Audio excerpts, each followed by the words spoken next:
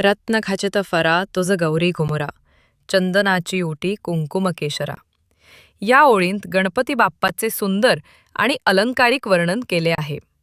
रत्न खचित फरा म्हणजे रत्नजडित मुकुट. गणपतीच्या डोक्यावरचा हा मुकुट त्यांच्या दिव्य तेजाचे प्रतीक आहे. तो फक्त दागिना नसून भक्तांच्या प्रेम, श्रद्धा आणि विश्वासाचे प्रतीक मानला जातो. गौरी कुमरा म्हणजे पार्वतीचा लाडका पुत्र. हा शब्द वापरून कवी गणपतीच्या मातृत्वाशी जोडलेले महत्त्व दाखवतो.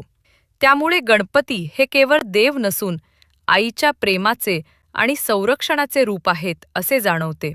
चंदनाची उटी म्हणजे चंदनाचा लेप.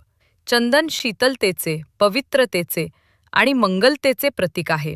बाप्पाच्या अंगावर लावलेले चंदन त्यांच्या निर्मळ व शांत स्वरूपाची आठवण करून देते. कुंकुम केशरा म्हणजे कुंकवाचा आणि केशराचा सुंदर व सुगंधी लेप. हे शुभत्व, समृद्धी आणि आनंदाचे प्रतीक आहे. भक्त देवाला हे अर्पण करून आपले प्रेम व्यक्त करतो.